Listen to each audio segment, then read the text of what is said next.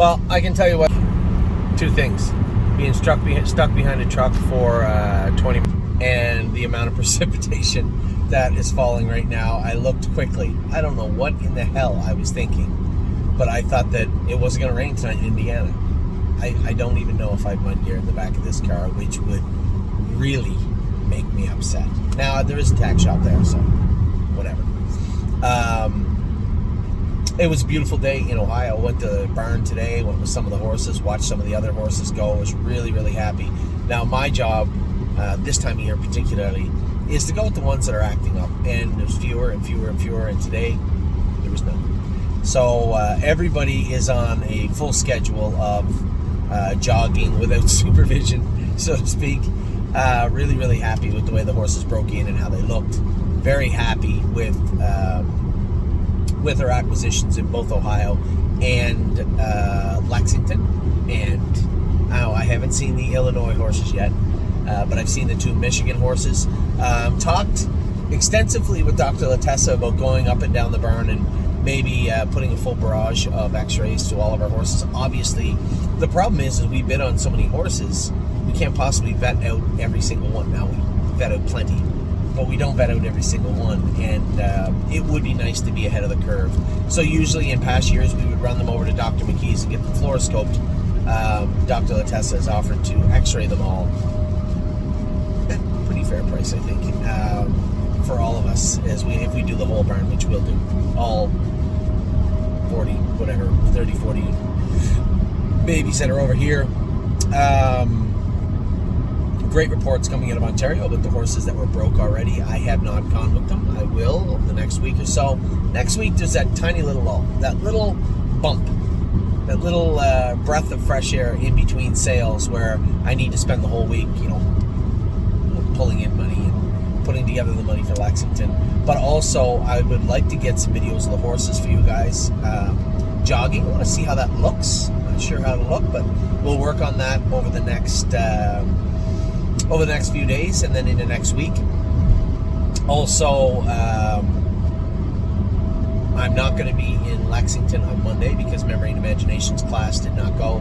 So Arson, I may not be there for Arson on Sunday, which I don't think is a big deal. It's the first lag of the pop-up. So he'd have Sire Stake lag, which he won, pop-up lag, which he'll hopefully win, Sire Stake final, and then pop-up final. Only 4 weeks in Corbin. Puts him at about 13 or 14 starts. Pretty good year for him, and again, for a horse that doesn't wear any boots, he's never really had any issues, and pretty good start to the career of Arson, I believe, for all of us. Same with Memory and Imagination, but he didn't. Now, that pop-up series did not fill. Does that mean they're just going to go with a final with the ones that entered, or a couple more, or maybe they just scrap it? If they scrap it, then Memory and Imagination's done after next week. So we'll see. We'll see how that plays out. Eager to see the horses race at the Meadows this afternoon. I talked briefly with Chris Lems last night. Not when he parked me, but in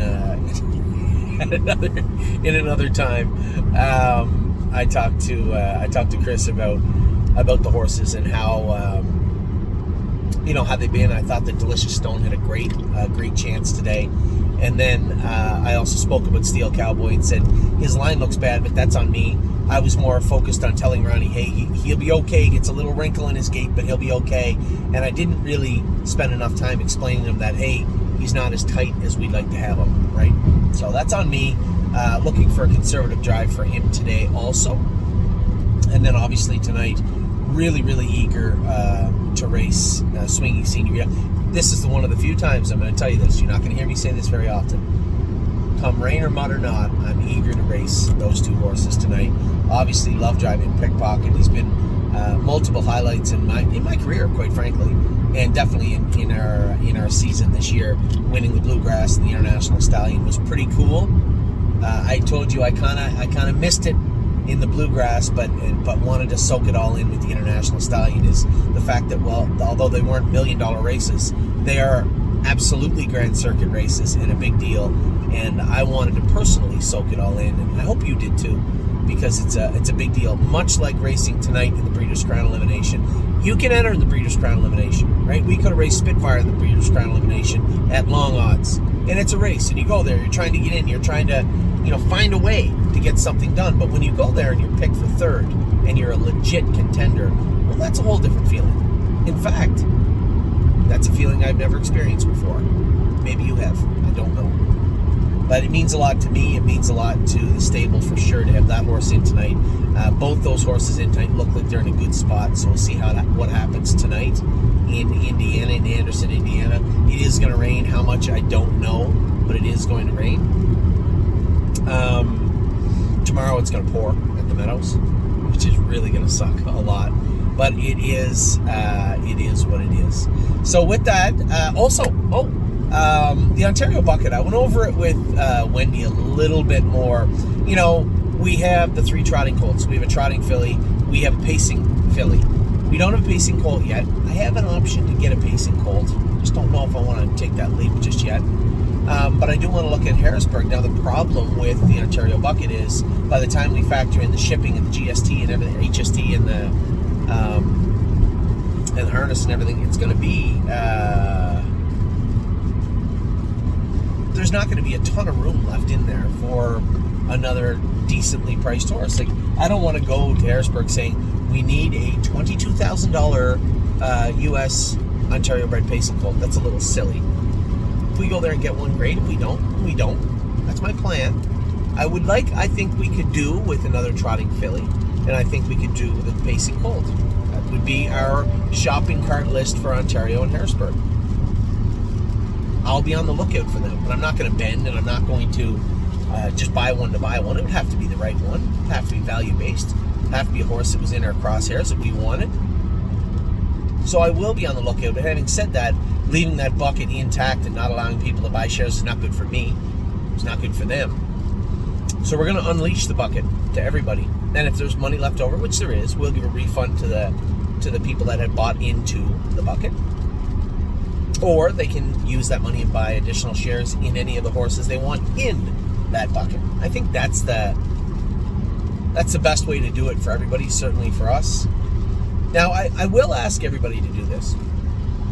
Now, it's short order for Harrisburg.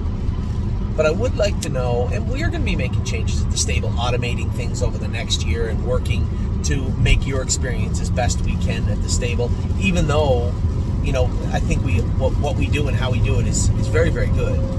And certainly light years ahead of some of the other stables in racing, which doesn't matter.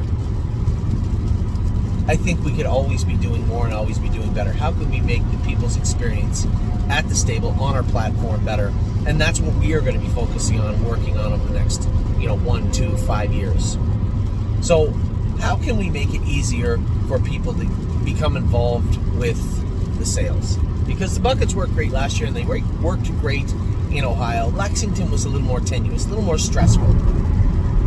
And then the Ontario bucket, which annually it's not a real hit, which means there's always 30 or 40% sold and I'm left carrying the rest, and we put it on. Usually people pick away at them, we get them sold out.